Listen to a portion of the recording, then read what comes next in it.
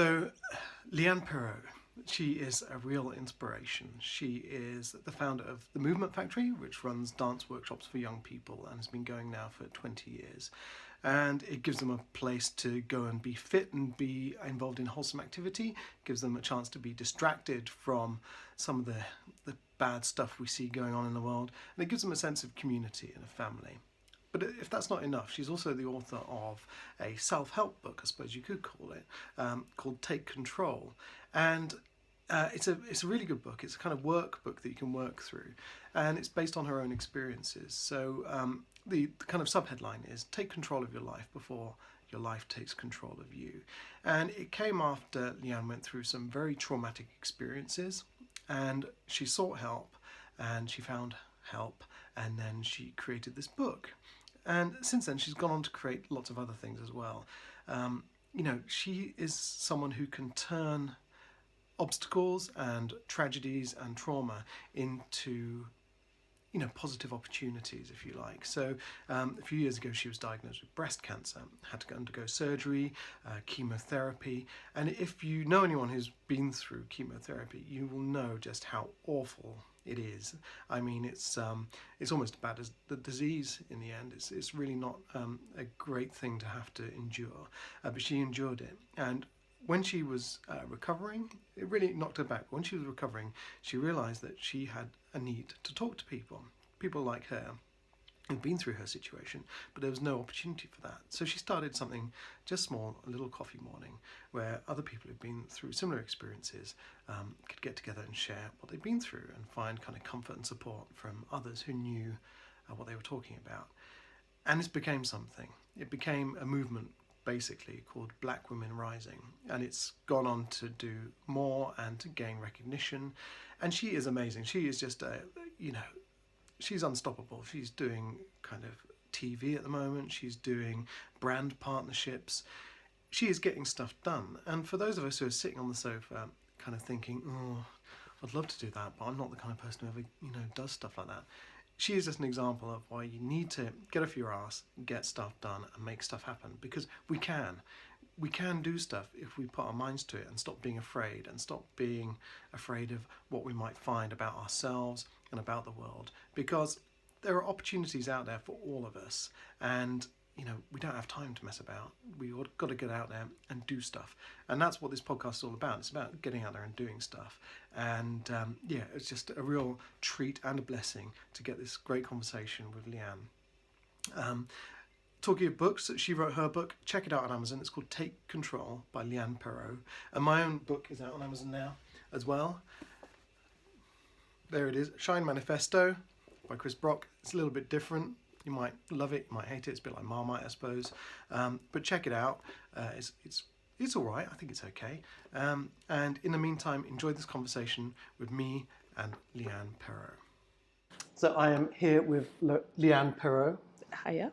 Leanne, we've been trying to do this for ages. I know. And we've finally sorted it out, thank God, because you're a bit of an inspiration, I've got to say. Thank you, Chris. Thank you. You're very welcome, because you just do so much. I know. And trying to slow down though. But I just don't know where you get the ideas from, where you find the connections, where the energy comes from. So to start with, you're the founder of the Movement Factory. Yeah. So tell us about that. So I'm, very honest in saying I was a child sexual abuse victim. Okay. From the ages of 10 to 13. So 3 years. So for 3 years, yeah. And so when I spoke out about it, family relations broke down. So I moved out of my family home. So this was someone close to the family? Somebody that was close to the family. Yeah. So you moved out at the age of 13? I moved out at the age of 13, okay. Yeah. And I think from me, what I learned then, despite going through a really, really difficult time, it was horrible. A lot of things happened. Awful, awful time. I always say that dance saved me.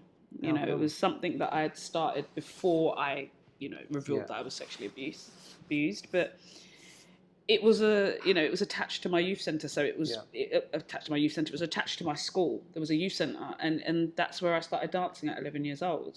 So you kind of threw yourself into it then? So then when all of this happened, I found I was drawn to dance, and when I look back on it, it saved me, because what it made me do is turn around, towards the age of 15, and when my youth workers said, look, would you like to teach, because we can see that you're really good at leading. Yeah. I was like, well, yeah, I'd love to, because actually dance has really helped me and saved me through this really difficult time. So why do you think it did? Was it a diversion, a distraction? Was it definitely a distraction? A way to get it out, and kind of, how people go and they go to the gym and they work out their stresses. I definitely think there was that in it, because we all know that exercise and is all part of that.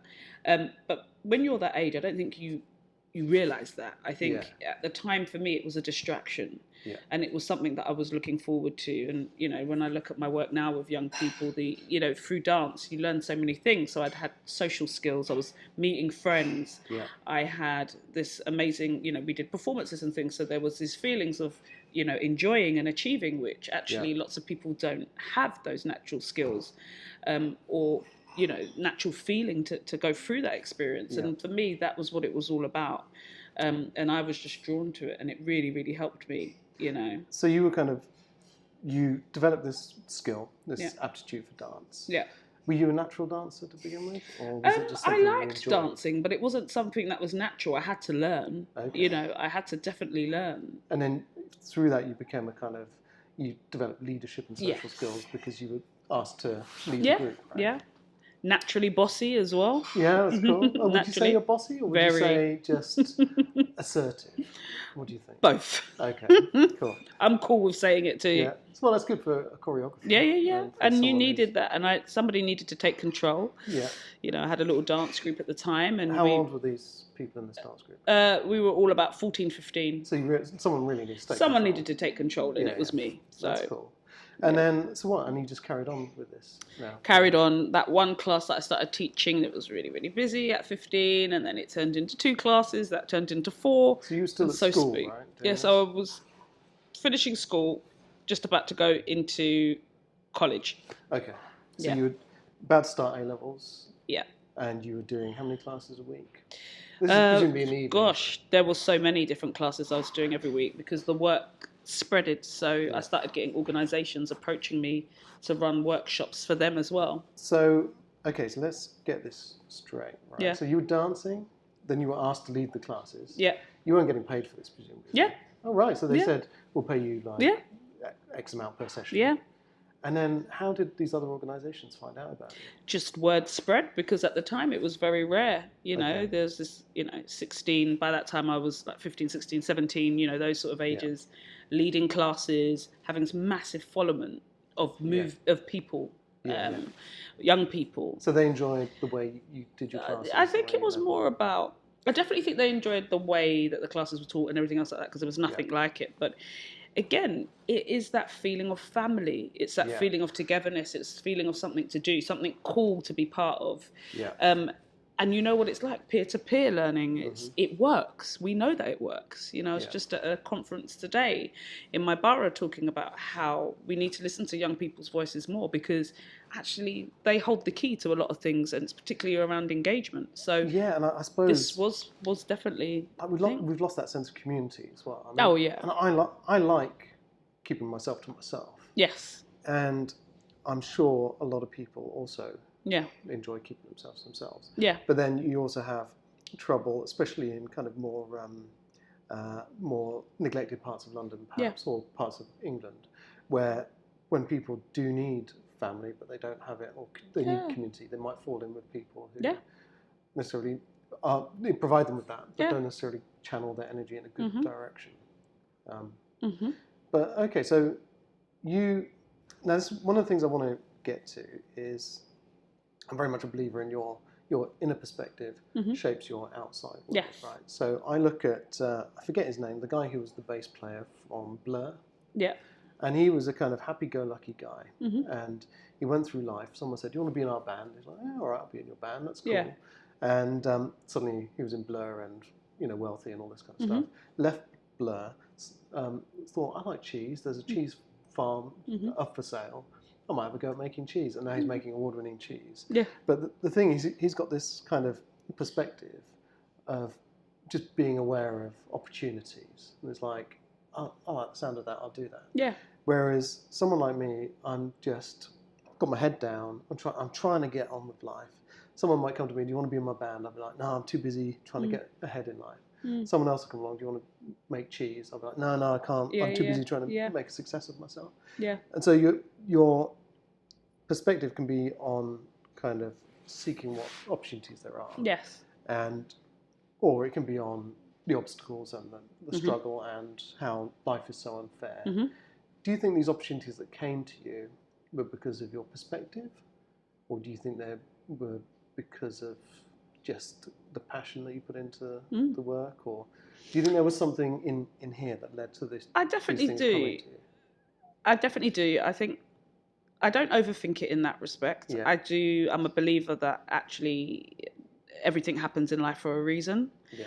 I'm a bit like the man from Blur. When opportunity arises, I take it. It's just that it's always centered around community. Yeah. And I think we're drawn to where our passions lie.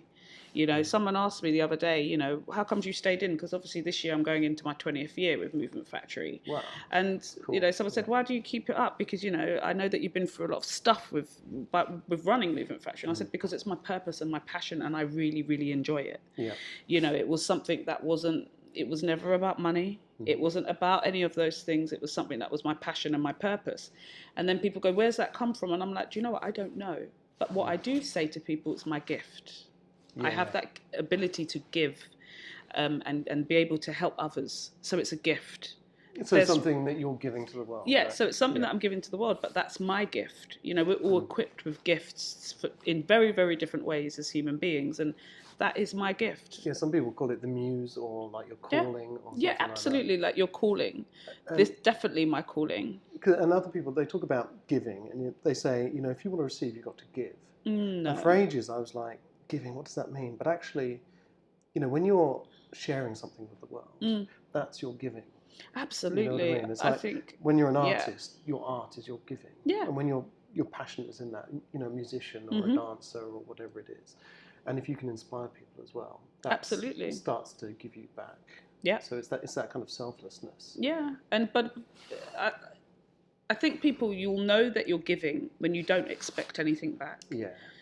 Yeah. Because, you know, I've had a lot over the years. It's a touchy subject for me, giving, because I'm one person. I always give and don't receive. Yeah. And when tough times, particularly, I know we're going to come on to it, but 3 years ago when I was going through my illness, it was a time when I needed to rely on others. The thing is, what I realised was that I met people that were giving me their time, helping me, attending to me, and all this sort of stuff. Which I, at the time, was not very comfortable with because I'm not used to taking anything from anybody. But when I actually finally allowed people to take control and look after me and things like that, it felt lovely to be able to do so. But what I realised shortly after that, when I started to become better, was how much these people actually did expect back. So we have to be so careful about giving, because my stuff that I do, like in the community and with all the people that I work with, I don't expect anything back. It enlightens me to see people using the skills that I've taught them to go on and make wonderful lives and successful lives and be happy, you know, and I don't want any of that back. But what I keep seeing is people saying about they give and they give and they give and they don't expect anything back. And the minute you even say, I want respect back, you're looking for something back. And I think we need to be really, really careful with that. I think this is a quite a spiritual point, I think. Yeah. And you know, it's a very. I use the word spiritual, like very loosely, because yeah, of course. A lot of people think of spirituality and they think fairies and crystals it's not and that. like chanting and stuff like that. But I think of spirituality as being just of your spirit, you know, of course. Of your drive and your passion absolutely. and what you stand for. Yeah. And it's a kind of almost like an unspoken thing. It's a feeling, completely right? unspoken. It's a feeling, yeah. But it's funny, for years I was kind of like, I've worked so hard, you know, I've given so much to life. When am I going to get what I deserve, right? And there's there a was natural that feeling. Yeah, I'm giving. When do I get my reward? Yeah. And the moment I because I went through a bit of a difficult time, not quite as difficult as an illness or whatever, but when I came through the other side, I realised that giving is the reward in itself, and as soon as I understood that, then I suddenly started to get the reward. The world around me literally changed because my attitude towards the world had changed. And there's something you said actually in your book. So I read your book ages ago, and I went back over it last night. So a brief introduction. You had these heart problems. You were abused as a youngster. Fell into depression. Went to see a doctor, but you didn't want antidepressants or chemical support. So you went down the route of self-help and transformed life, which is kind of similar to my story, but obviously yours is much more dramatic. Although, I think struggles and depression come in all shapes and sizes. And you ended up writing your own book, which is Take Control of Your Life. Before it takes control. Well, it's called Take Control, but it's just that's what it is on the Amazon or whatever. And it's such a even that it just says a lot because there's a guy called Jim Rohn. I don't know if you've heard about him. I think he's a motivational speaker from the 1960s. But he said something similar, which was you have to have your own life plan, otherwise you'll fall into someone else's life plan. And guess what they have planned for you? Not much. And then my own book, which was Do the Thing, Have the Power. Which was also taken from a quote by a guy called Ralph Waldo Emerson, which is do the thing and you will have the power. So basically action leads to the life you want. And you said something, and I wrote it down, but here you go. And it relates back to what you were saying about people wanting from you. And you said, set your standards of what you won't accept from people. So it's about boundaries, right? So you have to say, I do deserve this, but I don't deserve that. So how important is that for you? I think it's very important because I think we're living in a world where there's so much pressure on us to do this at this age, be this person. We're told because of social media and everything, we're not doing enough. Which obviously I think if you, again, this unspoken, different side of it, if you know what those sort of platforms are about, are to make you feel crappy in yourself so that you can buy into their various services and goods. Absolutely, to try and make yourself feel better. So I always preach the word about, sort of validating yourself, which is so important. But actually, if you the average human, we're humans. So, if you do scroll through social media or society, it tells you make sure you have a kid by the time you're 30, make sure you're married by a certain age. It tells you, you've got to be earning a certain amount of money by this age. You've got to have your own home, And what I realised, what it made people do was settle into things that they didn't want to. And for me, particularly in the book at the time, it was about relationships because I was in one for 10 years, when I was a teenager into my late 20s. And it was the breakdown of that relationship that made me say, that made me go into quite deep depression. But for me, that what I said there was about settling for things that are not for you. And sometimes that they're not for you. And I'm not saying it was about necessarily that relationship. But it was a toxicity that I chose not to be part of. And that's not just with that, it's other things in my life that I've chosen not to. I didn't have to leave my family home at 13. I chose to leave my family home at 13. Was that a hard decision to make? Absolutely, of course it was. But I think it's about making a stand with yourself about what you would put up with and what you won't. And the only way you get to that is actually the things you learn from hard times. It is spending a little bit of time on yourself.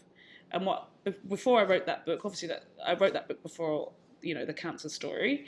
But I had gone through huge amount of mental health counselling and, self-development via books for 3 years because, and that had really shaped it's kind of really reprogrammed my brain of things. Obviously, I learned about gratitude, which has still become a huge part of my daily practice.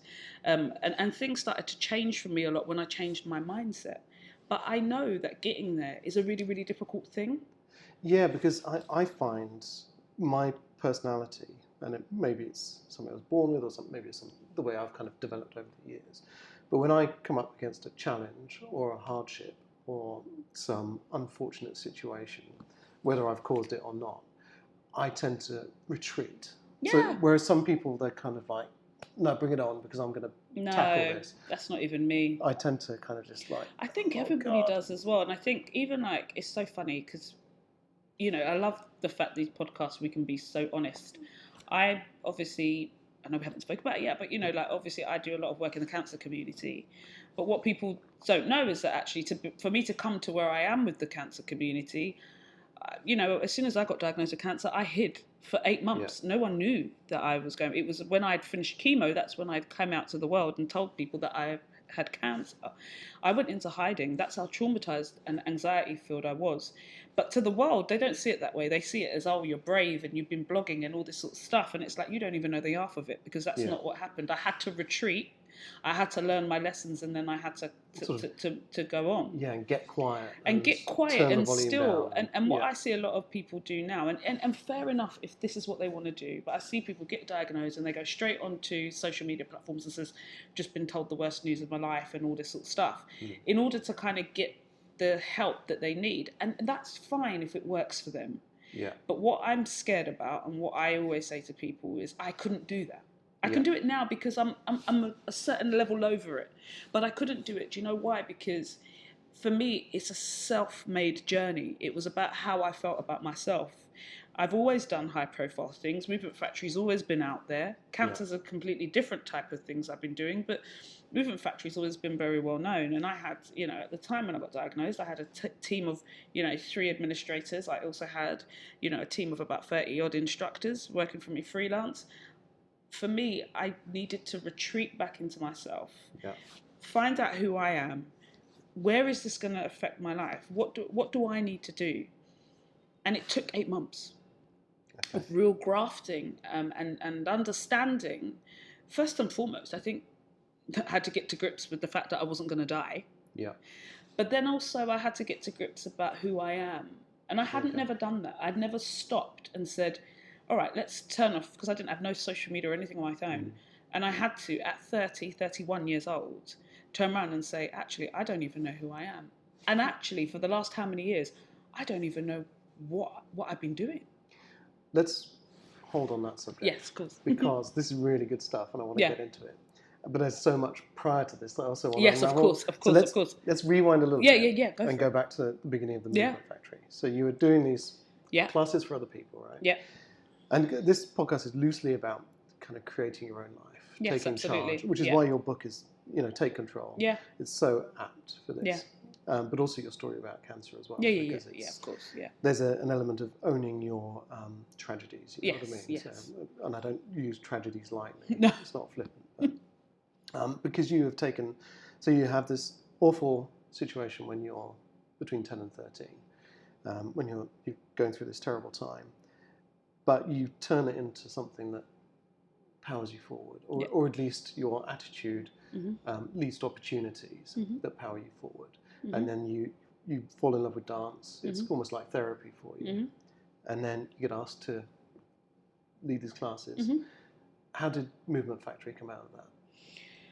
So it was just that I was about to be given a grant at about 15, 16, and they turned around and they said to me, oh, you know, what's the name of your company? And I was like, I don't have one. So you were just running these classes off your own back? Oh, yeah, it was just running off. I was getting paid by various different organisations, but generally I was going to be given they were called a Millennium Grant. Because obviously this was all in 2001 and 2000. So I was given a Millennium Award, and it was £1,000, and then Southwark Council wanted to give me some money as well. So... And obviously, I live on the same estate where Damilola Taylor was killed. So they had the newly Damilola Taylor Centre was being opened, and they wanted me to do something in there. And it was around that time that I realised I needed to create some sort of business plan, because people were giving me money and grants. So sat down and brainstormed in a friend's bedroom, because I didn't have a computer. Were you at Pineapple Studios? No. Yeah. Pineapple came in at a very late time in my journey. Everything was being done in youth centres. We were so poor growing up. You know, we didn't have a computer. We didn't have a family computer. So I was doing everything at my friend's house. I mean, he helped me. I made a name up. I get really embarrassed when I say the name, but it used to be called Bruckout Entertainments, and Bruckout is like a slang word for dance. Okay, cool. Yes, to Bruckout is it's a very slang word for dance. So for me, that was what it was about. It was about kind of creating something that was fun and people could relate to. So we ended up calling it Bruckout Entertainments. My friend mocked up the logo and made me my flyers and stuff, and it was a movement from there. Great, okay. And like I said, we then started running programs all over the place. So you were designing courses, programs for people? Not necessarily courses, but they were just classes, weekly classes that people would come. They started off being free, then they were like 50 pence. We did apply for grants, and then... but it never really paid, me or anything like that. So you were charging like a few quid? Yeah, just 50p. Yeah, 50p for classes. And then in 2006, because we were with a parent organisation, they could no longer fund us. Okay. So we had to do like this massive fundraising show because basically they just turned around and said to us they haven't got no money. So how did you not just go, oh, well, that's the end of that? Passion. Passion.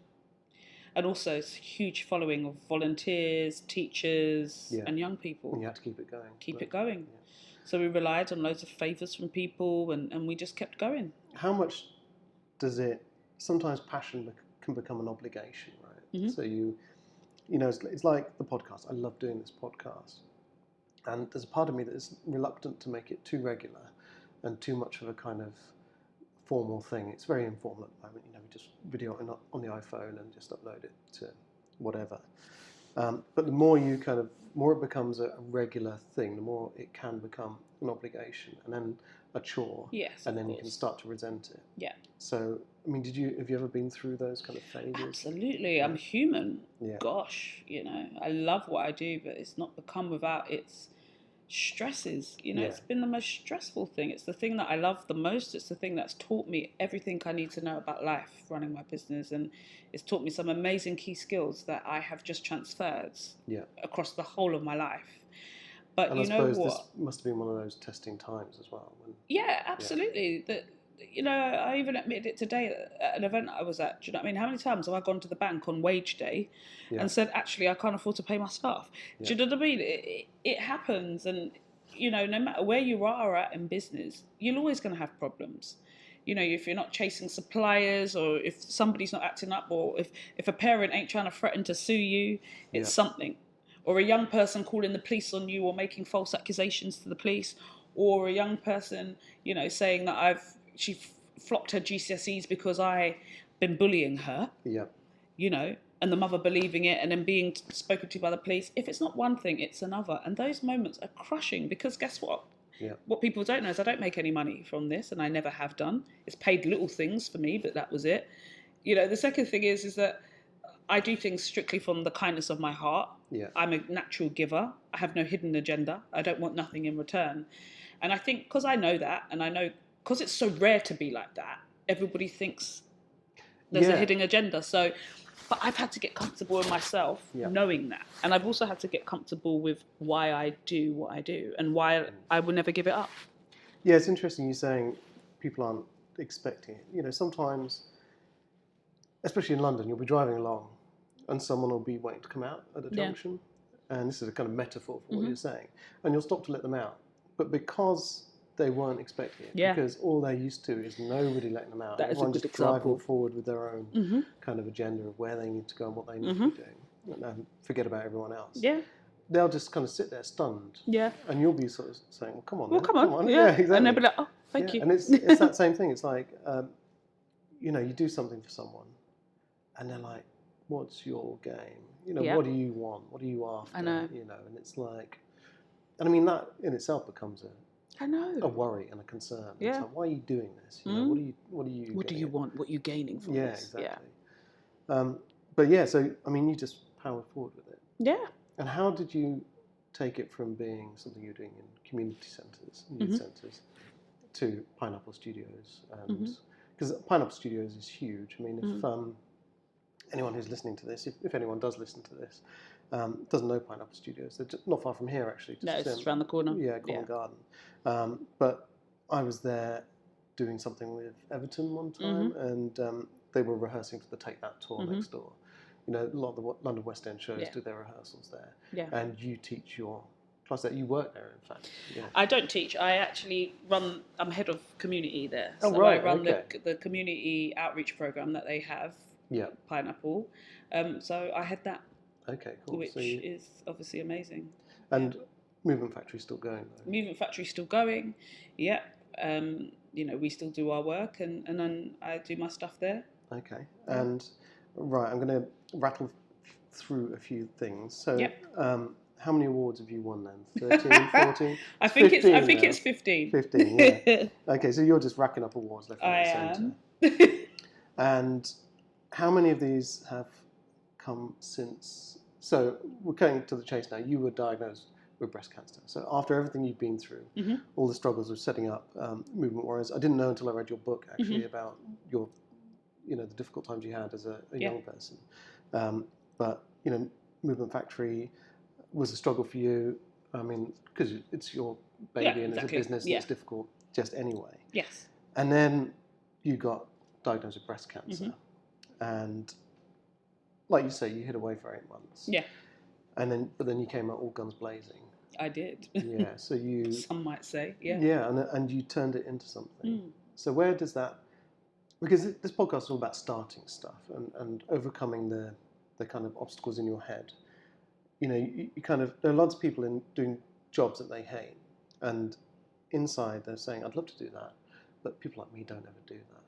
Whereas you're a person and you're doing everything. So you started Black Women Rising. Yeah. Right, which started off as, did it just start as a photo exhibition? Yes, it did, yeah. Okay, so tell me Support group and a photo exhibition. So tell me where that came from. I think first of all, I would like to address what you said about like people sometimes retreat from doing what they really want to do. And I think one of the biggest things I've struggled with all my life is self-confidence. So a lot of people would say, because I do so many things, self-confidence is natural, or you've got a confident ability and stuff. I have a lot of self-esteem and stuff like that. It's a constant struggle sometimes when people ask me, how do I get that fire going where I can find my passion and purpose? And all I'm going to say to people is that be comfortable with where you're at.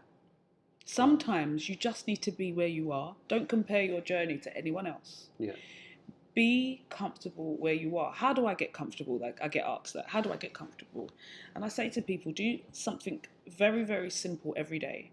Find some time where you can just connect with yourself. Okay, so what does that So that connection with yourself, for example, myself. And this was little things I picked up in books and little things I saw that worked for people that I know are achieving the same sort of successes in their lives as me. And I'm not just talking about business and stuff, I'm talking about personal things. And so, for example, one of the things I did when I got diagnosed with cancer is I went back to church. So one of the things is that, and no, I'm not that type of person to go to church every Sunday. But I do I make sure I find time in my diary to pray. Yeah. I find that really, really helps me. A lot of people were praying for me when I was ill, spiritually, and I could feel that. I could feel the uplift from that. So that works for me. I make sure I find some time to pray in the day. And if I don't, I don't. Yeah. But one of the biggest things for me is through the tough times, I got told to write a gratitude list.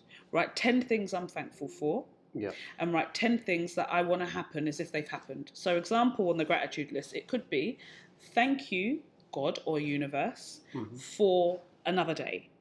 I know I don't feel great, but at least I'm alive. This is the last chapter in your book. So that is. And but again, I like to tell people this because I want to try and encourage people to try it for a couple of days and they will see the difference. You know, gratitude intention could be, thank you, universe, for my wonderful new car. I really needed it because of, it's easy to, whatever. But and that was about putting that out there because that's a want for yourself. And it's amazing to see how those two lists really work. People always go to me, oh, Leanne, no, I don't want to do it. And they do it for a week and it's like, oh my God, it changes their lives. Because what that does is it allows you to center yourself at the very, very minimum. It allows you to center yourself in a place at the beginning of your day to say, do you know what?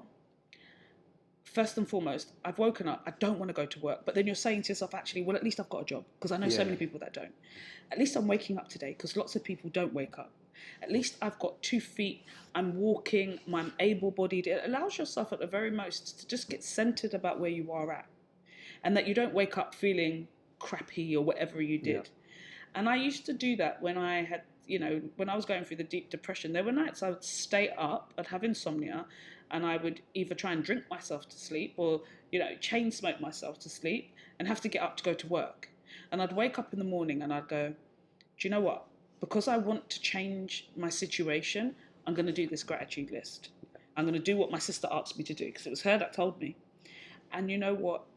28 days later, my life was very, very different. I started to think positively. I started to believe in myself. But guess what? By the time the cancer came, it knocked me back a place. I didn't have time for gratitude because I was thinking about something else.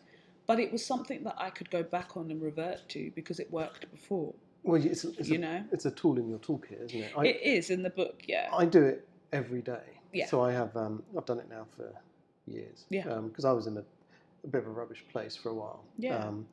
Because I wasn't living my life. I was living life according to other people. Other people. And people pleasing. Yeah, but it's in my own head. Yeah. The other people, it's got nothing to do with them. It's not their fault. It's that I was doing what I thought was, I was following people's advice. I was thinking, well, would this make people happy? This? And what happened was I was so out of line with who I was. I ended up in the place that I wasn't meant to be. Even though, we only have one path through life, and this all teaches us a lesson, but this was not aligned with who I am. And I was pretty depressed. And I thought life is really unfair. Why? Absolutely. How come other people have such good lives and I have such a terrible life? And what I was doing is I was just obsessing about everything that was wrong in my life. And I couldn't see everything that was right in my life. And then I started this gratitude practice. And I just, it seems like such a stupid waste of time when you're really having a hard time. Yeah, it does. Just like meditation, just like journaling, just like any of this stuff. But when you actually start to engage with it, the effects can be quite profound. Absolutely. So I just did it one morning. I woke up and I was working as a van driver, and I was having to get up at 3:30 in the morning to start my shift. And I woke up and I was like, I don't know what to do. I've tried everything. I don't know what to do. Yeah. All right, well I'll just start saying thank you. Yeah. And by the time I got down to the kitchen to make my coffee, I was like, okay, I'm saying thank you, but what am I saying thank you for? And I drank my coffee and I was like, well, I've got my first cup of coffee. Yeah. And I felt better. And then from there it just spiraled. And it does. And what you're doing is you're training. You know how they say, like, rather than thinking of everything that can go wrong, think of everything that can go right. Absolutely. And what you're doing is you're training yourself to focus on all the good stuff. You're training yourself. It's literally that. It trains yourself to focus on that, and I think it allows you to get yourself to a place that you understand that actually you're okay. Yeah, absolutely. And you are blessed. Yeah. Like you say, you're going through an illness, but today I'm still here. Yeah. And people say to me all the time, how did you get this drive and all this sort of stuff? And I said, you know what? When I was at my lowest, I could still find things to be thankful for. Yeah. I could still find things that I was thankful for. I was going through cancer. I'd lost my hair and stuff like that. But then I was like, well, at least I'm got a great prognosis. Yeah. I work with ladies now that have stage 4 cancer, so they've been told that this is what's going to kill them. Right. Or they've been given 18 months to live. And I see them being really, really positive. That's incredible, isn't it? Again, the question to them would be the same thing, but we're no different than anybody else. I think what we've done is we've been able to get ourselves to a place of gratitude. Yeah. Because that's what I find in common with all of us, is that we still find things to be thankful for. And we get told by ancient history, gratitude, gratitude, gratitude, and still people still don't do it.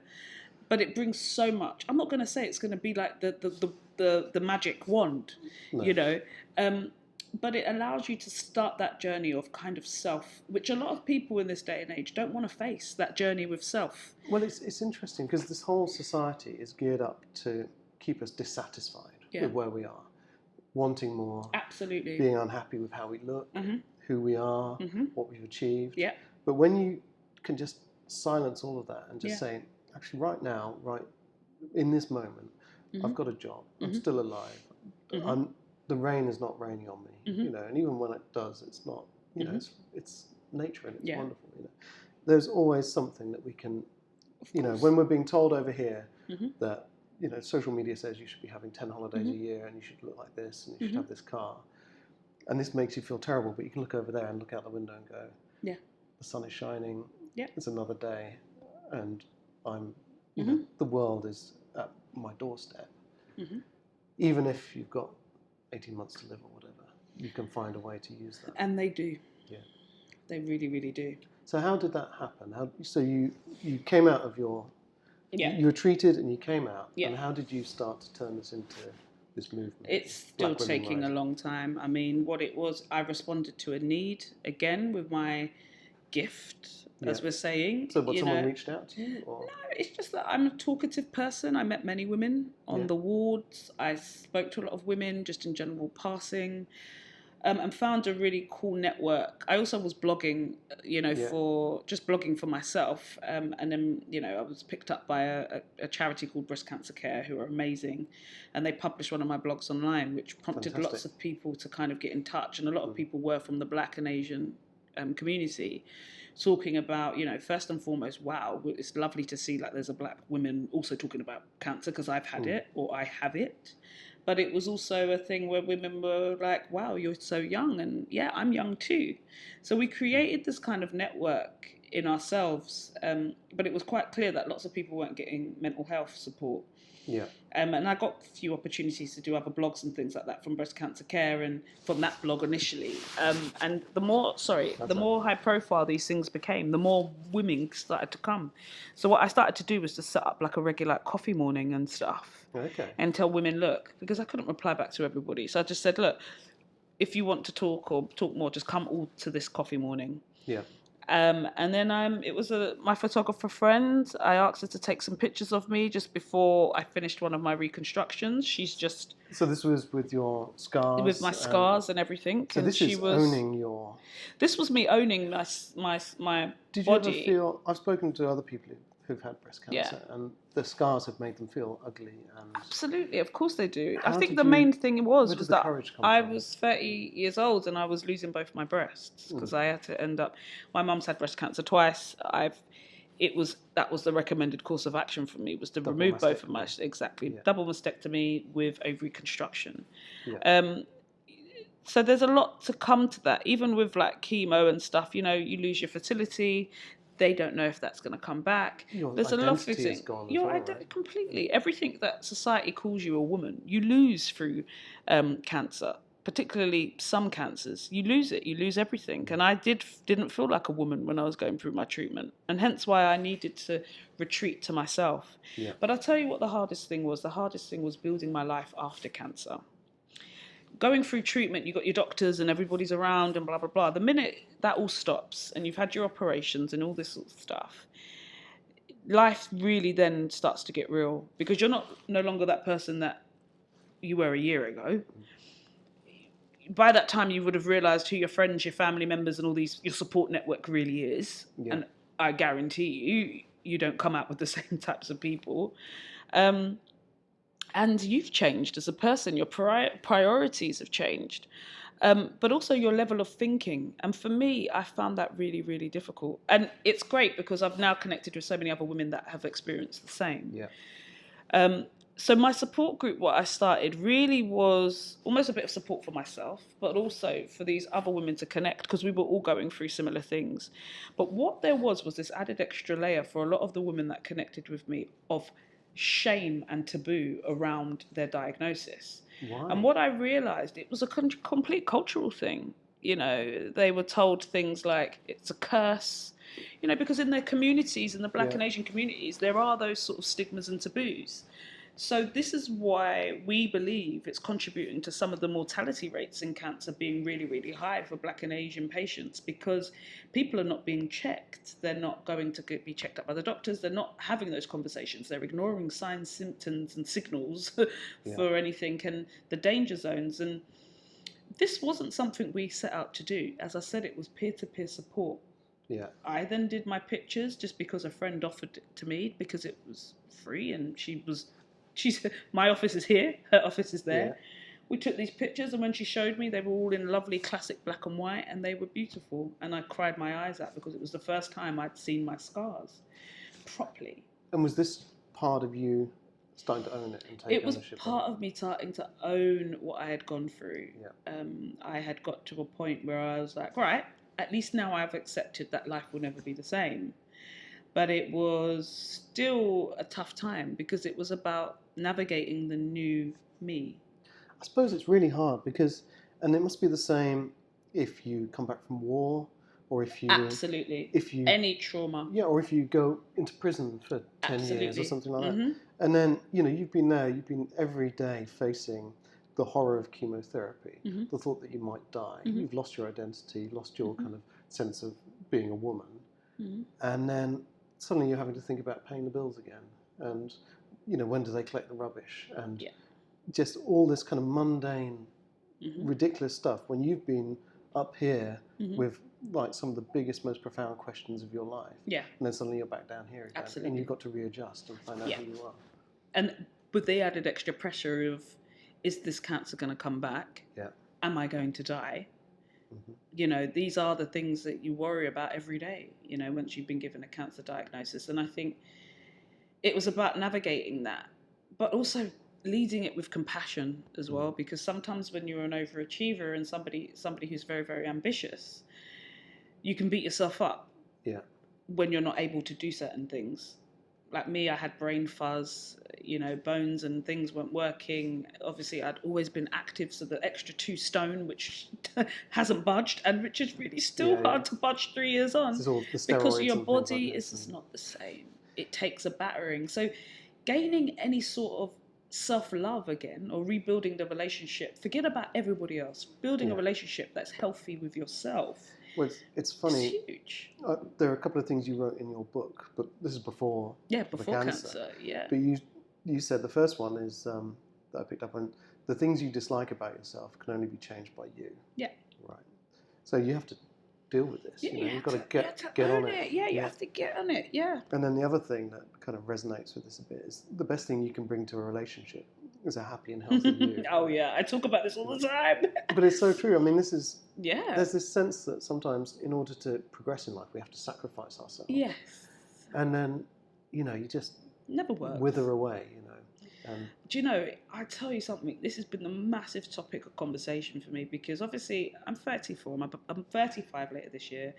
Yes, I was in a relationship for 10 years, but I don't have children, and I've not been with somebody for a very long time. And it's not on purpose, that's the choices I've made. Yeah. But I've also had to come to the assumption that there is some value I find in myself, because I refuse to settle in situations that don't make me feel good about myself. But this is the whole thing about not doing things for other people, this is for validation. Absolutely. For, you know, Absolutely. just following your own path and following your own path. Knowing who you are. Absolutely. And knowing where you're going. And what I've found, obviously, I use examples around me. I'm really good at watching people's lives, and I've seen a lot of friends get married quite young, have children quite young, and a lot of people, not all, but a lot of people are not happy, and that's because they've failed to focus on themselves. And it's so easy to get lost once you've had children and once you're going through your relationships. It's so easy to get lost. I've been there, not children, but in a relationship. You do sacrifice a lot. But the only way that relationship's going to work and be healthy, which I know, is if you both are focusing on your self-happiness too. Yeah. And what I realised after my breakup of 10 years, and what I realised in other relationships I've been in, you know, there was a relationship I was in after cancer as well. What I realised in myself, because I have to talk about myself and my responsibility for these failures, was that I looked to these people to make me happy. When that's my responsibility. Absolutely. I looked to these people for reassurance and validation. And when I didn't get it, I thought that they didn't love me, or there was there's problems. something wrong with you. Or there was something wrong with me, when that wasn't the case. It's just that it's not their responsibility. Well, the thing is as well, we're totally messed up Yeah. in terms of the way society works. Is, you know, we're all broken and we all feel terrible, but we'll feel better when we're in a loving relationship, and that'll bring us happiness. Or we have a big car, and that'll make us happy. Yeah. Or, you know, a great job, and that'll make us happy. Absolutely. But actually, we won't really get any of those things, or at least appreciate the value of those things, until we're happy first. And that's what we need to work on, because as soon as you start to get okay with what's going on in here, that's when the all world it comes. transforms. Absolutely, as soon as you're okay with that, like, I know people that like put ultimatums on their partners and have been like, you know what, if you don't marry me by this time, I'm gone, and all this sort of crap. And I'm like, listen, good for you, because in 10 years' time, when you're not happy, please understand why. Yeah. Like, who are we to put our expectations? There are certain expectations you're going to have from people. You want to be treated well with respect and things like that. That's your choice. But in terms of our personal expectations, for these people to make us feel good about ourselves, for me, it's a responsibility that it's a burden, that people shouldn't take on. We've got too much things going on in ourselves. Well, it's funny. There's a thing I try and remind myself. It's like, we often make the actions of other people about us. Yeah. And then we make our feelings about other people. Yeah. So when actually the actions of other people, it's them. It's nothing to do with us. No. And the way we feel is what we're doing inside. That's all about us. Yeah. And I used to, when I'd be out in the van, it would be middle of the night, I'd be delivering groceries, somewhere down in Brighton. Yeah. And I would have texted my wife, and it would have been an hour. They'd gone by. She hadn't returned my message. And I'd start to stress out. I'd be like, is she angry about something? Have I done something? What have I done? And constantly on eggshells. Completely. And I would be so stressed out about this. And then it would turn out she'd just left the phone in the other room or something. Yeah. And I realised that I'm basing my happiness and my contentness on the behaviours of other people. Absolutely. And creating stories that don't exist, and making all this stuff up. When actually, I'd be much happier if I just stopped worrying about other people and just focused on myself. On yourself. Yeah. So this is your kind of philosophy. You just do your thing, but it leads to amazing opportunities. So you had this one photo taken, and it was the start of almost like therapy, I guess. Absolutely. You saw your scars for the first time. How did other people get involved? How did you manage to get other people to take photos? Well, by that time I'd run, the support group twice, and I was very, very clued up with the fact that there needed to be some healthy conversation in the Black and Asian community around cancer, because people were dying and people were living very, very isolated, and people were unhappy. Women 10 years on after the diagnosis and been given the all clear, hair hadn't grown back because it was still traumatized. Yeah. Examples like this. So for me, it was that, why don't we see if a couple of other women might do this, and what we could do is we could exhibit them. I have a few places in Peckham that we could exhibit, and I said we could exhibit them. Your dancing days, you knew all the venues. Yeah, exactly. And then I said, and my friend said, yeah, I'll shoot them, no problem. Anyway, so I put this call out to ask if people wanted to. I released one of my pictures that she took. So that's quite brave. Yes, I did. For someone who's not very confident. I released it, and I said, look, we need a few more women and stuff. And then it was great. We only wanted 8, and that 8 turned into 14 and a waiting list. Wow. So we got them in, and we got pictures done, which they came out beautiful. And then managed to get a lovely exhibition space in Peckham in the gallery. And it was just crazy. It just went viral. And was this exhibition, was it called Black Women Rising? So it's called Black Women Rising, the Untold Cancer Stories. Sorry. That's right. But what we soon realised was that it had never been done before.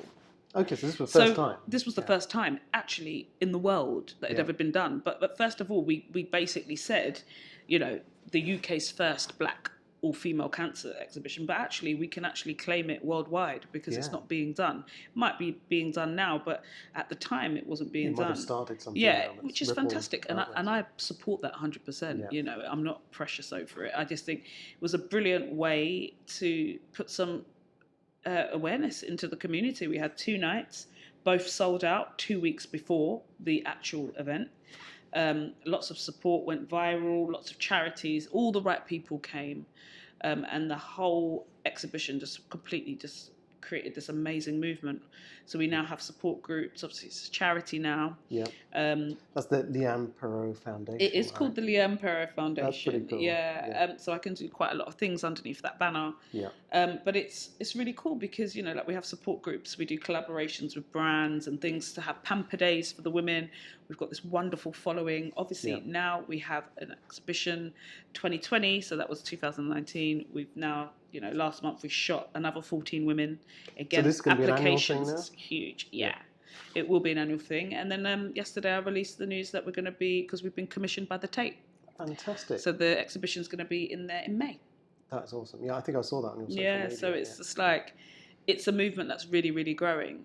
So this is insane. I mean, you do so much already with Movement Factory. Now you've got this movement, which is beyond an exhibition. Yes. It's about, it's a support. Well, it's real, group. It's a community, isn't it? It's a community in itself. And you're also, I mean, you're attracting the Tate. You've got, you speak at events, right? Yeah, you just came from a speaking event just now. Yeah. You get nominated for all kinds of awards. There are loads of like brand partnerships as well. You've had Estee Lauder, Zalando, Lounge Underwear. Yeah. They got Nike involved. Stella McCartney as well. I mean, how does this happen? Does this just come to you, or do you reach out to them? No, do you know what? It's all different stuff. I think, look, all of that stuff is all luck. It's all luck, and it's all being in the right place at the right time. I think all I rely on is being really, really honest about my story. I don't think my story is unique to any other girl that's going through cancer. I don't see it that way. I definitely think why certain things might happen for me is just because, I'm willing to put myself out there. But also there is a beauty in just being able to just talk the truth. I'm not one of those people, I can't sit there and talk about fairies and all these sorts of things. I'm very a realistic person. I like to have my feet firmly on the ground, even though spiritually I do believe in the unknown. But I'm a very, very honest person, because actually I've been through some really tough times and I just can't sugarcoat them. But what I like to be honest and tell people is that actually you can come from these places and actually you can turn it all around. And I think having that level of positivity and being that has worked in my favour when I've gone for certain campaigns, and having the conversations with the brands. It's worked because actually I'm just being very honest and I'm telling the truth. And the truth is, with or without these brands, I'll still be here and I'll still be doing it. It's so, and they know that. So it's like, well, Leanne, we'll work with you because actually there's no hidden agenda. We can see what we are and what we get. But all of that stuff has been glamorous and it's been great. And you know what? I have been so happy and proud because I love when I get messages from Black and Asian women telling me that they're checking their breasts and that they are, because of my story, they don't fear going through chemo. Because I'll tell you something, that was the thing that probably broke me the most, was when I found out I had to have chemo. But there was nobody there to say, you're going to get through this, you're going to be fine, you're young, come on, your body can adapt to it. And did you know what it was going to entail? Oh yeah, they told me. They turned around and said to me, I mean, you sit there, you have to sign forms from the Department of Health, and they tell you that these are the things that could happen to you, and we're not responsible. You're accepting that this might. This is accepting because this might, And, it was the worst thing. And then the minute I think I started chemo and I realised actually I was quite okay, was the minute I actually started to believe that I was going to actually beat this, So there's the physical aspect of it. I mean, you've talked about mental health and why you started these coffee mornings. How much do you think Black Women Rising, getting the coffee mornings together, the Pamper Days, how much of it do you think has been your kind of therapy to help you deal with it? I would say. So I would say probably 80%. So your way of coping has been to share your experience and give other people a chance to share. It really has. The 20% no is because at the end of the day, I think when you give and you give and you give, and you pour from a cup, that cup does get empty. And what I learned over the last year was that I can no longer be that young person I was before and give 100 and do 100 next day, and I have to take breaks. Because actually the movement's grown so much with Black Women Rising and stuff. It's a lot of reliance on myself to help others and to prop others up. No one isn't doing that for me. So I obviously have my therapist who I talk to, once a week. But I also have to now make sure that I have time to do me. And what I actually had to do is make a very conscious decision at the end of last year with the charity, was that I had to actually get someone to run it. And I couldn't do it myself because it was not making me feel good about myself. Hearing hundreds and hundreds of horror stories, I realised I wasn't quite there yet, even in my own journey. Yeah, and I became quite numb to a lot of it. So, but then the added of that is as well was that I attended events and sometimes people weren't kind. You know, I was going to events and people were asking me why I was getting, you know, black women to strip off to send messages, and you know, some women were just so awful, and I'm like, I'm trying to help you, but you're giving me a hard time, and I had to protect myself from that. And I've kind of put those things in place this year to protect myself from that. And I've got really trolled when I did something for the BBC. Some people were really nasty about what I said. So I think, yes, it's been a huge thing for me, and I don't ever take it lightly. The whole foundation and having that legacy project there is amazing, but there is the 20% or probably even 25%, which I have had to turn and take a step back to make sure that I preserve my energy and myself. Yeah, there's a chap called Stephen Covey. Yeah. He's like a management consultant. Yeah. But he talks about you need to spend time sharpening the axe. Oh, of course. You know, because you know, the more you hack away at that tree, you'll chop it down and you'll get there. But the blunter your axe becomes and the harder it becomes. Absolutely. You know, you need to spend that time just sharpening your axe. And also Brené Brown, I think she quotes one of the long time ago US presidents, but she says if you're going to step into the arena, you're going to get a kicking. Yeah. And that's true of anyone. You know, I look at Greta Thunberg. She's starting a movement. You know, she's bringing attention to real problems. Yeah. But there are awful people out there who are saying, well, you know, you're getting planes. The food in your picture is wrapped in plastic. What a hypocrite you are. Yeah, they're horrible. Mm-hmm. But all these people are part of the problem. And totally. I heard someone say that, like, when you're getting trolled, you should know you're doing something right. Absolutely. Because you're making people aware of their own failings. Yeah. You know, so in a way, it should be something that you should be proud of, I guess. And again, you know, I took quite a lot of time off in January. I had an operation, but I actually have decided that I think January is going to be my month every year that I actually do some quiet time, because that's a great idea. I went into myself a little bit. I had a very difficult 2 months. December and December were really difficult months for me. Yeah. December and January, was difficult months for me because I did a lot of looking within. And, you know, I did have a few people that were quite nasty towards the back end of last year. And of course, I understand there was a lot of it was to do with jealousy. But then on the flip side of that, it doesn't matter what it is. It was directed to me. Yeah. I'm human. And what I had to do was I had to admit to myself that I was a people pleaser. And I didn't like when people didn't like me. After all this time, still, you know, and still seeking validation from other people. And I had to be honest with myself about that. So I had to retreat to myself to say, look, if I don't want to repeat of some of the horrible things that have happened last year, and I want things to grow and whatever, and I still want to be able to head up all these companies and it all be healthy, I need time to myself to get right within. And maybe start a new routine to help me make sure that I remind myself of that every day. Yeah. And that's what I spent sort of January doing, was getting to a place where I was in, and I actually quote this, a disciplined routine. Of actually making sure that I held that self-commitment of having that 20, 30 minutes by myself in the morning for myself every day to remind myself of certain things that I needed to remember to get through the day. Because it's, you know, I think we forget, it's like going to the gym, isn't it? You don't just go to the gym and suddenly you're healthy. No. And it's the same with our mental welfare. You know, it's a practice. Mm-hmm. And, you know, I wrote my book, you wrote your book, but I'm not fixed. No. I have to work on it. I have to have time to manage these. Oh, sorry, it keeps happening. No way. But, you know, I have to have time to manage these things and put myself... I mean, you said in your book, plan for a positive day.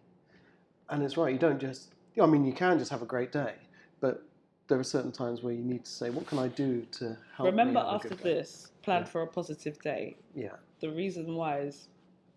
I can't talk about it now, but there is something... You'll come back to this and you'll be like, okay, I remember. Yeah? But yes. Is it coming soon? Coming soon. Yeah, okay. But you're right. That...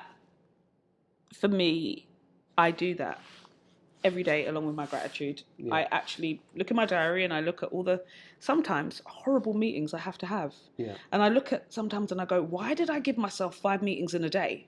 Why did I do that to myself? What was I thinking at the time? But what I do is I say, do you know what? I give thanks for the amazing 5 meetings I'm going to have and the successful, new possibilities of business that are going to come from it. And even just pronouncing that sometimes, it shapes the day. Yeah. I used to have a thing on a Sunday. I would be so dreading a Monday morning. Oh my God, my common. Sunday would be ruined. Yeah. And then I sort of started to get into practice of Yeah. saying to myself, let's look forward to what Monday's going to bring. Mm-hmm. Let's look forward to the opportunity to get on top of work again. Absolutely. And to get going and to, make stuff happen. And you can change your outlook. You can change. It's practice and practice. Practice, but it's about retraining the brain. And it can happen quite quickly. I think if you accept that it's going to take time and you accept that you're on a journey and there's no time to start or no better time to even start, actually it can happen quite quickly. Because that's what I said in my book. It's like, it'll take a while, but not as long as you think. No. And I was amazed how quickly things started to turn around. Same. I really realised that. And January, like I said, was difficult and I did not know how I was going to change my mindset. And it almost happened within a week. That's interesting. Because I just was rigid with myself. And again, I know a lot of people find that hard, but I just said to myself, and I think you get to the point where you're like, do you know, I've had enough of this. Yeah. Well, you get tired of your own bullshit. Oh, you do. You get tired of that, and you get tired of making excuses, and because it does get to the point that it doesn't matter what you've been through in life. You're an adult, and you have choices about how you let that define you. And I think I got to that place with myself. But I think you've been at that place times before. I mean, you're turning massive setbacks into huge opportunities. Yes. And I guess even if we're not going through something like abuse or, cancer, we can make things happen. Yeah. We have an opportunity every day to make something happen. We all have dreams of something better. We have dreams of something different, maybe. Yeah. And it's so easy to let just life in general get on top of us and so think, easy. Life is so unfair. But we are all able to do something about it, just by changing our outlook. Absolutely. So, again, this podcast is loosely about designing your own life. Yeah. If I was starting from nowhere and I wanted to create something, start a project or a movement or a business or something, even if it's, even if I've got a full-time job and I just want more out of life, what would you suggest me to do? What I would suggest you to do is to find out what it is you want to do. And how do you go about doing that? And you know what it is? It's about taking some time to have to yourself. And what I love is I like to tell some of my young people and some of the women that are now sort of going back into work after so long and actually saying, no, I don't want to be a teacher anymore or whatever. Why don't you take yourself on a date to the coffee shop, Starbucks or something? Those places are very inspiring. How many people have run businesses from a coffee shop or started these amazing startup ideas?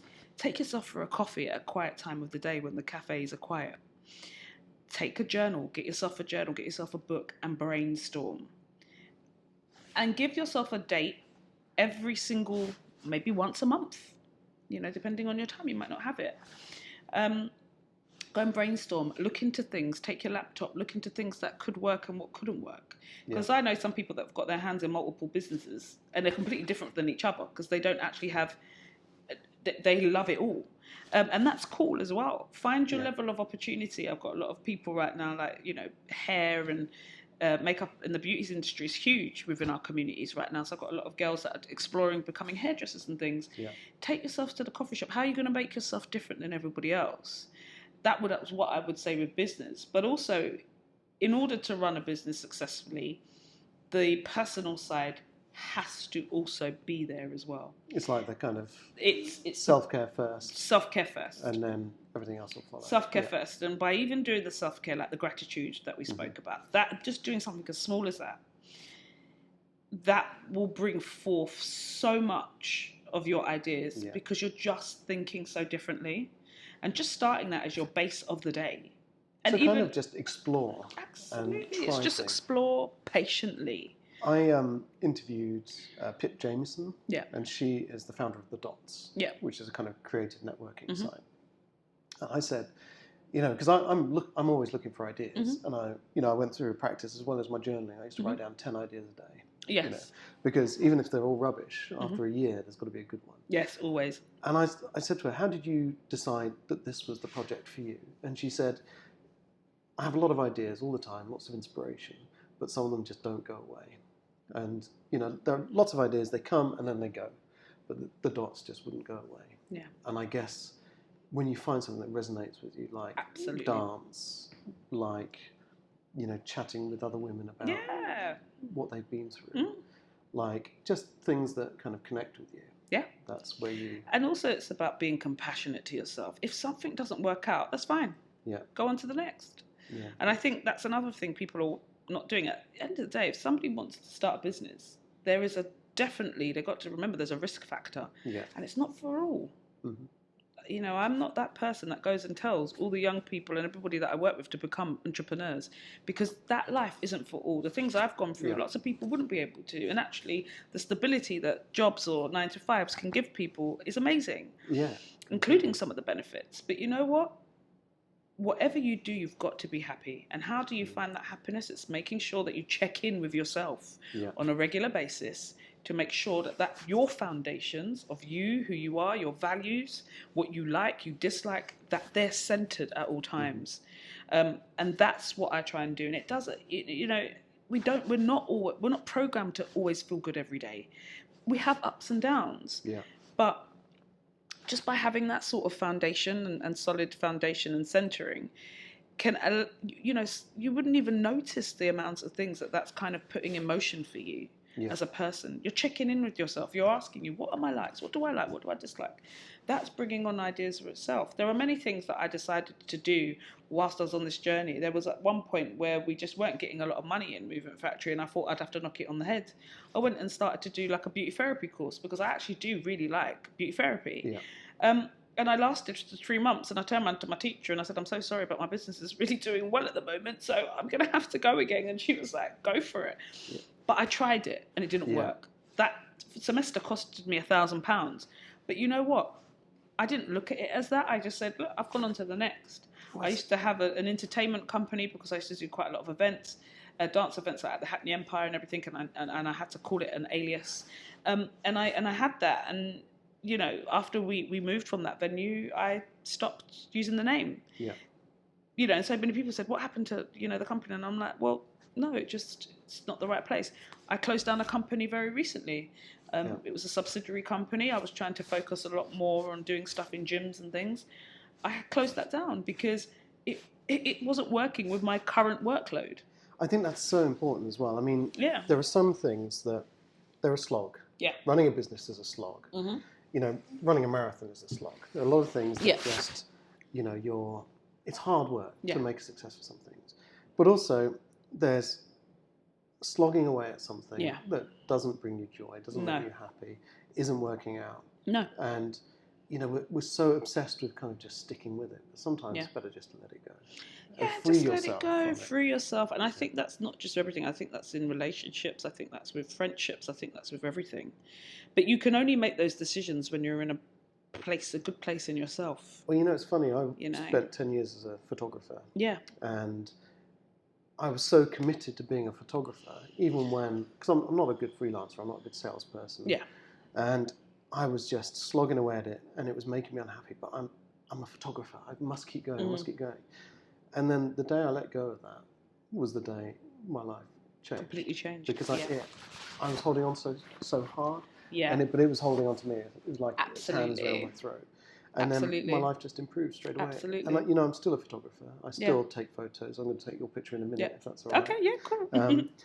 Just to go with the podcast. Yeah. But, it's still there inside me, that passion and the art.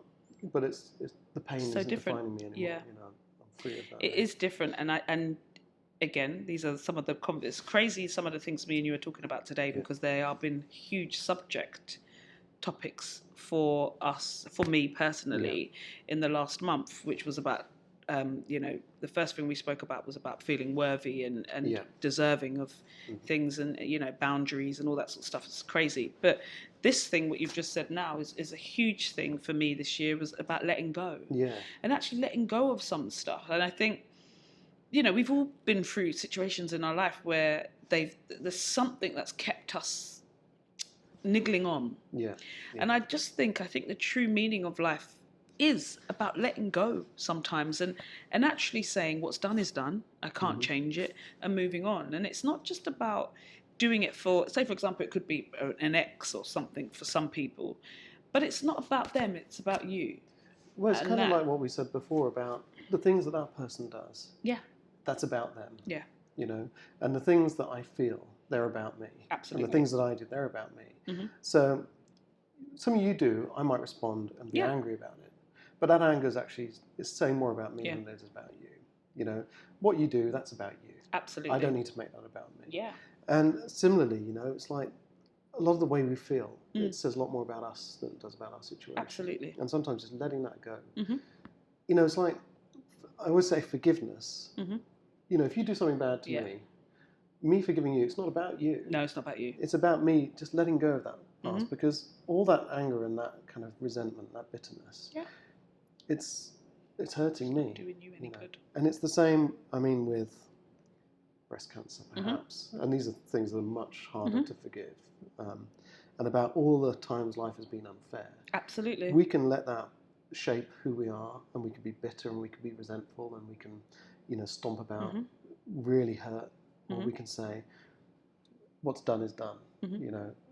Today I'm gonna work for a positive day, and I'm gonna say tomorrow is gonna be a day where I found that a lot. I think my sister, when I remember the day I got diagnosed, my sister came in my room and she was crying her eyes out, and she went, "Why is it always you? Why does life deal you cards in this way?" or something like that.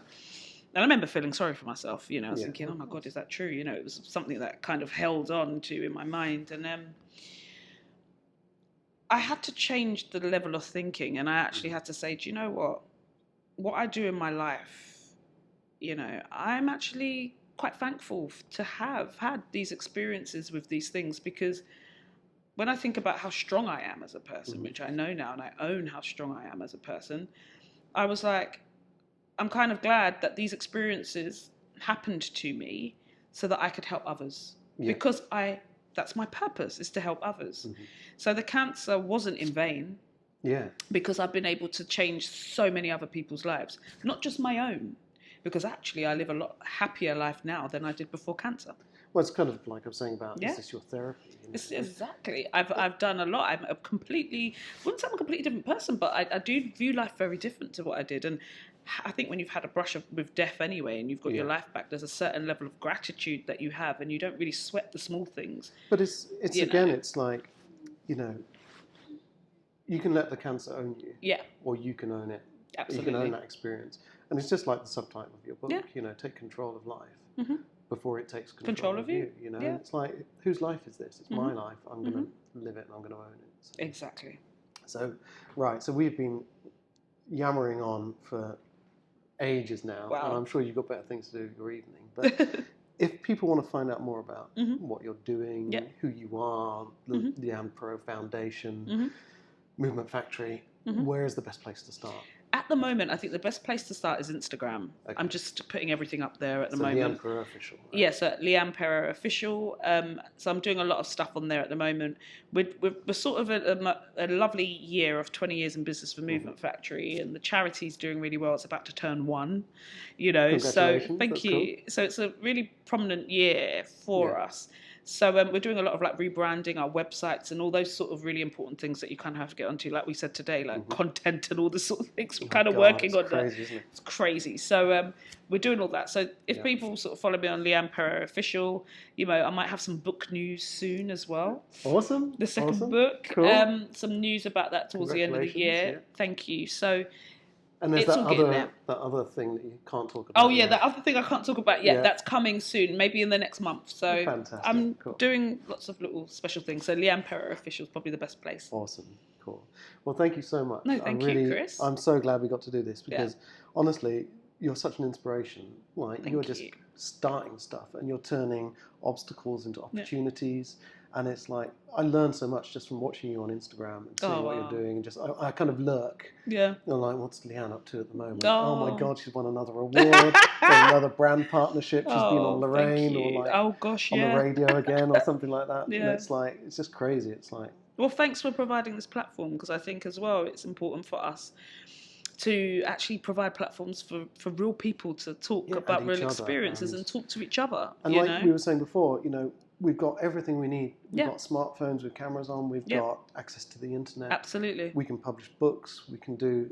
There's no reason why we can't make Share. stuff happen and support each other. And Yeah, stuff which we need to, because obviously, as we know, this mental health and stuff like that is on the rise, and actually what people find solace in is hearing and relating to real people with real stories and who have triumphed through some of the worst things that life can throw at them, and learn real tips, not the things we're being paid to talk about, and also real things that have helped us. So. And the reality of it, because it's not what you see on Instagram. It's not, I've had cancer and now look, and it was the best thing that ever happened to me. Actually, it hurt and it was painful and it's emotional and I'm still getting over it. Yeah.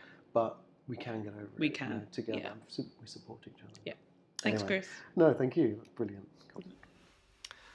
All right, so I hope you enjoyed that. I think that was one of the best conversations I've had so far on the podcast. Leanne is a real inspiration, and if ever there was a case for just getting off your arse and getting stuff done, then she is it. So very driven, very strong, and very determined, and I think we could all do with a bit more of that. So if you want to check out more of her stuff, find her on Instagram. So her handle is Leanne Pero Official. And she also has a website, and she's on Twitter and all over the place. So the main place, though, is her Instagram, Leanne Pero Official. And if you want to see more of these podcasts, you can find them on Apple Music. You can find them on Spotify. Pretty much anywhere you go to get your podcast, that's where you can find them. I have a YouTube channel now. Seek it out. It's not hard to find. And my blog, of course, chrisbrock.uk. And I really enjoyed this one, and I hope you did too. And I will see you on the next one.